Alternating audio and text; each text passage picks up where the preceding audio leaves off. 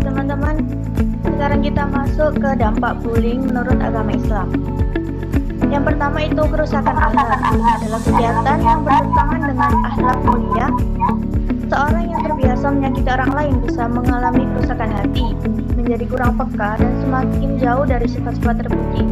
Intinya perilaku bullying bukan hanya merugikan korbannya teman-teman, tetapi juga merusak karakter pelakunya sendiri. Hatinya jadi semakin keras dan empatinya bisa berkurang, dan nilai-nilai akhlak yang seharusnya dijaga justru hilang. Yang kedua sesama muslim. Dalam hadis Rasulullah SAW disebutkan bahwa sesama muslim adalah saudara dan tidak boleh menzalimi atau membiarkan saudaranya disakiti. Bullying termasuk perbuatan zalim yang menimbulkan dosa dan harus ditanggungjawabkan di hadapan Allah. Sederhananya gini, bullying bukan sekedar perilaku buruk, tetapi sebuah bentuk kezaliman. Perbuatan yang menyakiti orang lain baik fisik maupun perasaan termasuk dosa besar dalam Islam. Kemudian yang ketiga, menghancurkan ukhuwah atau persaudaraan. Perundungan dapat memicu permusuhan, kebencian, dan keretakan hubungan di sekolah ataupun masyarakat. Islam mengajarkan agar persaudaraan dijaga dan konflik dihindari. Ketika terjadi bullying, hubungan antar teman bisa menjadi tidak harmonis.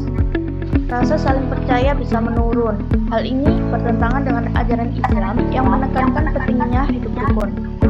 Kemudian yang keempat, bisa merusak martabat dan harga diri korban. Islam mengajarkan pentingnya menjaga martabat dan kehormatan setiap individu. Bullying yang merendahkan atau mempermalukan seseorang dapat menyebabkan korban kehilangan kepercayaan diri, stres, bahkan trauma. Martabat seseorang adalah hal yang sangat berharga. Ketika korban direndahkan, dampaknya bisa sangat berat dan berkepanjangan. Karena itu, Islam melarang keras tindakan yang merusak kehormatan orang lain. Next.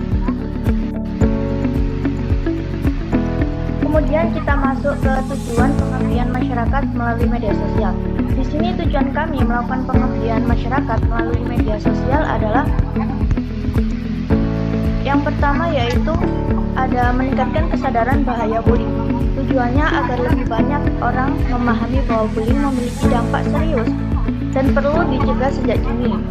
Media sosial menjadi sarana yang efektif untuk menyebarkan informasi tersebut. Kemudian menanamkan nilai empati dan ukhuwah Islam. Melalui konten yang dibagikan, diharapkan muncul rasa peduli, menghargai, dan menjaga sesama sesuai ajaran Islam. Kemudian ada media sosial sangat bagi itu yang membutuhkan tempat untuk bercerita tanpa takut dihakimi. Harapannya mereka merasa didukung dan tidak sendirian.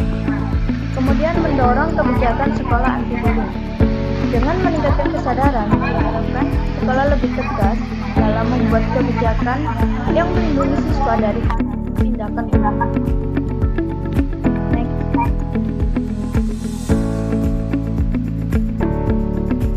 Kemudian relevansi agama Islam dan nilai moral. Dalam Islam, menjaga sesama muslim itu penting. Perundingan atau bullying jelas merusak rasa persaudaraan. Kalau kita saling menyakiti, otomatis hubungan jadi renggang dan jauh dari nilai ukhuwah yang diajarkan Islam. Lalu ada prinsip amar ma'ruf nahi munkar, yaitu yang artinya mengajak pada kebaikan dan mencegah keburukan. Nah, kampanye atau bullying ini sebenarnya bagian dari menjalankan perintah itu. Kita berusaha menghentikan perilaku yang bisa merusak sosial di sekolah. Kemudian ada Islam juga punya konsep rahmah atau kasih sayang. Maksudnya itu umat Islam diajarkan buat saling menyayangi dan gak menyakiti satu sama lain, bahkan lewat ucapan, tindakan, bahkan candaan. Jadi bullying itu jelas bertentangan sama nilai rahmah. Selain itu ada nilai sabar dan memaafkan.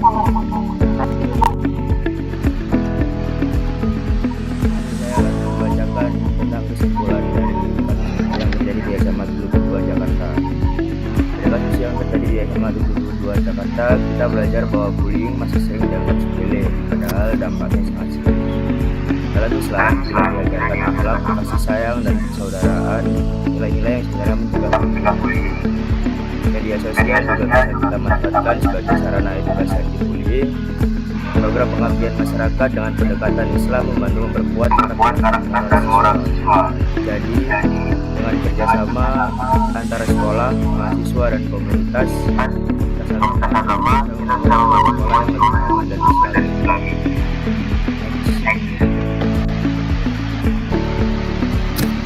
Selanjutnya, orang tua berperan sebagai tempat anak bercerita. Mereka harus peka terhadap perubahan sikap anak pada itu bisa jadi tanda bullying. Sedangkan guru harus aktif mengawasi siswa baik di kelas maupun di lingkungan sekolah. Jika ada laporan bullying, guru harus cepat menangani dan memberikan langkah intervensi yang tepat.